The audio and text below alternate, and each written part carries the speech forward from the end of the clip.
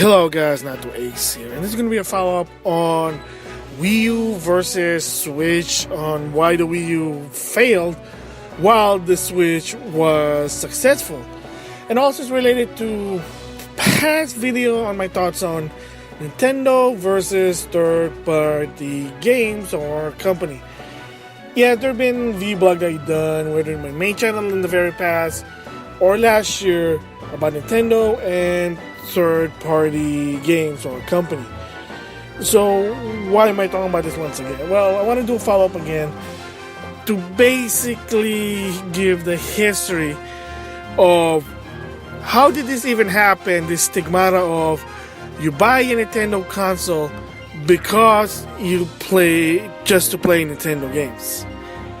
And I said it before, so for people basically probably didn't hear it because it's way past, I'll do a version, let's just say version 3 here.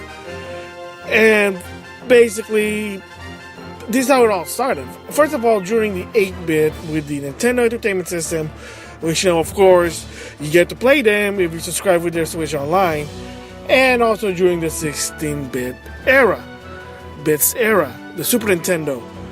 They were dominating the market. Nobody couldn't compete them. In the 8-bit era, the Sega Master, nothing. And then during the 16-bit era, there was TurboGrafx, there was Neo Geo, there's of course the Sega Genesis.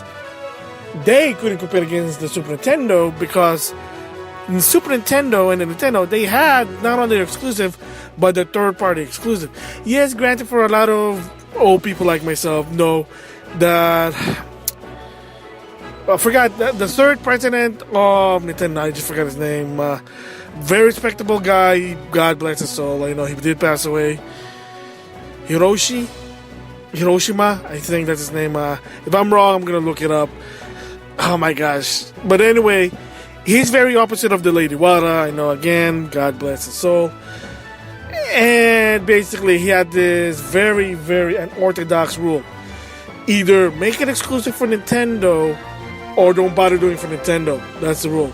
The rule is if you're gonna make it for Nintendo, it has to be exclusive to Nintendo. If you do it multi-plat, to some extent, you might just want to rethink. So a lot of time the trick what they do is they make it different from the Super Nintendo to the Genesis, or the Nintendo to the Sega Master. There are a lot of differences a bit, and that's always been his rule.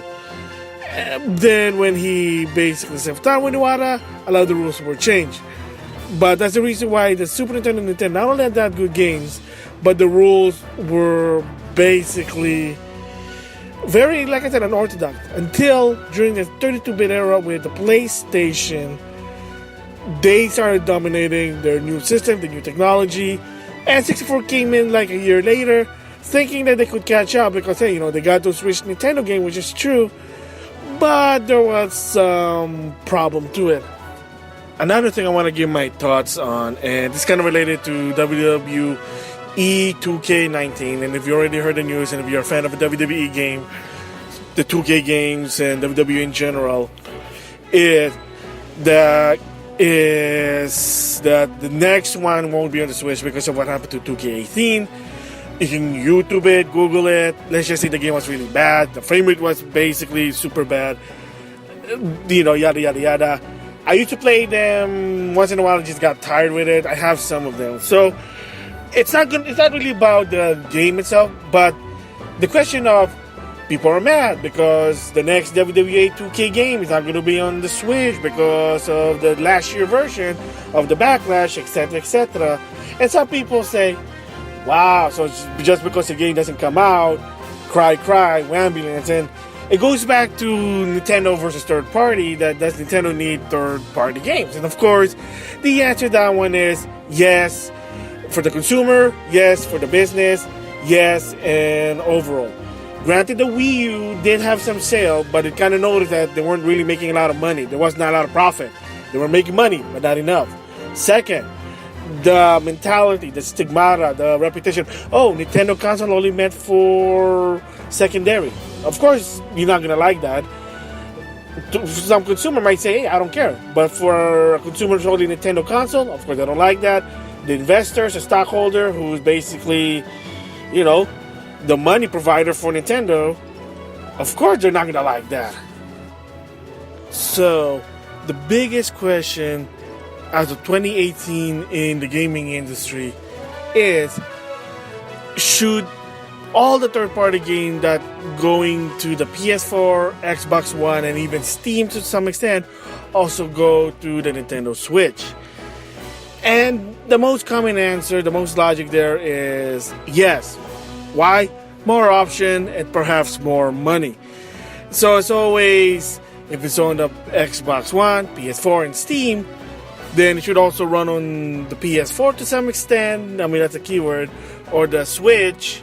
That's what I meant. So it should run there. So it should be also there. I mean, you kind of see now some of the patterns. Some of the games are finally coming to the Switch, such as Sword Online, the Sword Online Bullet game. Of course, Dragon Ball FighterZ finally came out. I can't think of other game. Oh, Fairy Fencer Advance is also going to go to the Switch finally. And there are other games that's coming in late. Like, you might say, how come now it's okay to do this, but when it came for the Wii U, how come it didn't? Well, again, the thing about what the Switch does that the other console can't do. Play it on the go, play retail quality game on the go. You could not do that on the Wii U. That's what the problem is. Why should I double dip on the game if I already have it on the PS3 and 360? And Reggie basically said, because you have a new experience because of the second screen experience. Yeah, unfortunately that didn't really work. Now it's about you can play it on the go. Can I play the Mega Dimension Neptunia on the PS4 on the go? Not really. Can I do it on the PC? Well, if you have a laptop, then yeah, but then you need to hook on the internet. You still have to find a socket for your battery because you shouldn't be running your laptop without it. That's a big no-no. You kind of see it with the Switch. You have the battery. Plus, if you want more longevity, you can buy the external battery pack, and there you go. So yeah, I mean, common answer is yes, but it's not always going to be happening that a lot of the third-party games are going to go on the Switch. Case in point was Final Fantasy 15, because the Luminous engine wasn't working on the Switch. And of course, look what happened with WWK 2K18. Didn't really do well. That they Take-Two, 2K, I think that's what the sports were part of it. 2K said we're not going to do WWE 2K19 on the Switch because, again, probably no sale or whatever, or it didn't really good. I mean, there are still companies that they believe that the Switch is a secondary console, or it's just something you want to go and play on the go. I mean, yeah, like a lot of people always argue, like, oh my gosh, like I said, Castlevania, Requiem should be on the Switch. Where's the Switch version of Dragon Quest 11? Finally, Central Face is finally going to be on the Switch. Fairy Fencer Advent 4 is finally going to be on the Switch. I mean, it's better late than never, like it said, because again, at least, you have it on the go. So, I mean, to some extent, any company's third-party game. But look at what happened to the Wii U.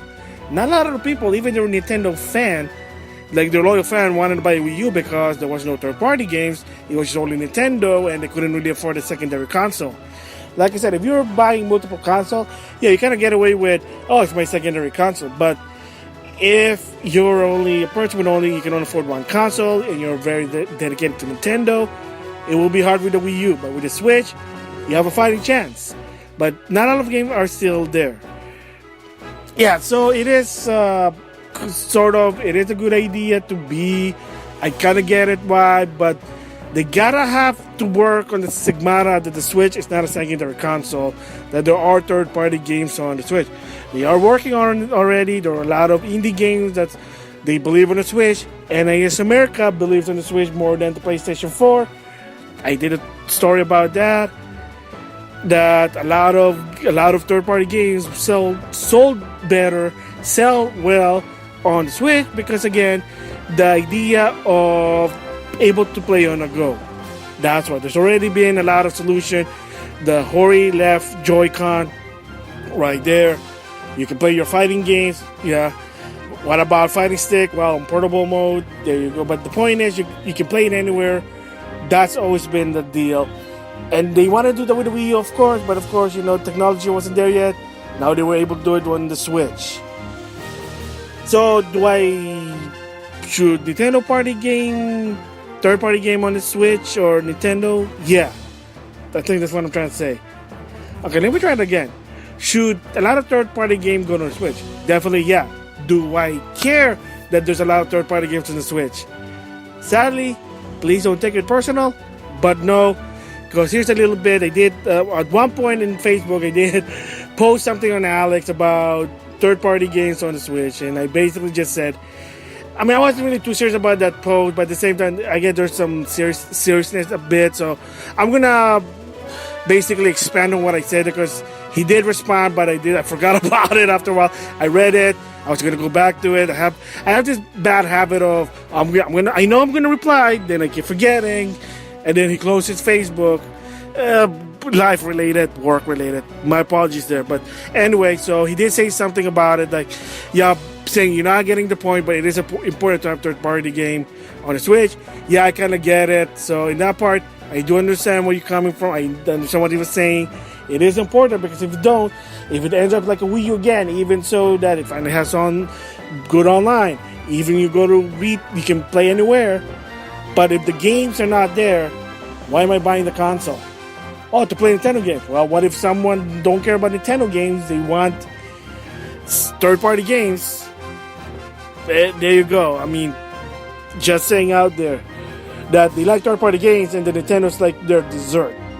So I kind of get that, but at the same time, for me personally, since I have multiple consoles, I know, but I see the Nintendo, even as right now, even though they have potential to have third-party game, for me personally, I kind of treat it like it's my secondary console. If I'm in my room, if I'm somewhere that I can't connect to a TV, yeah, I'll just play my game, and then that's it. Like I said, in my main channel, in reviewing the D-pad Hori left Joy-Con, the games I have there are either not really exclusive, but some of them are like 50 cents, so kind of understand that. You can get like gold coins for it, so just think about that. But mostly it has Nintendo Arcade Archive and Nintendo games, mostly, and some exclusive ones to some extent. But mostly I have there are Nintendo published game and Arcade Archive, or anything that's most exclusive to the Switch. That cross-finger will also be going to the PS4 in the long run, but that's a different story. That's just me personally. There. So, yeah, in conclusion is, the third-party game needs to be on Switch. Most definitely needs to compete with the others. So somebody who's only a Switch owner, they don't get screwed the pooch. But me personally, I really don't care. If I'm gonna buy third-party games, I'm gonna be buying on the PS4. That is just me. That's only me. That's my personal issue. My personal opinion, my personal preference. That's it. I do have the Switch. It's fun. I like it. I can't wait to play Super Smash Bros. Ultimate. I know that's not a first-party game, but that's just me. That's my belief. That's my opinion about the Switch. So with that, thanks for listening.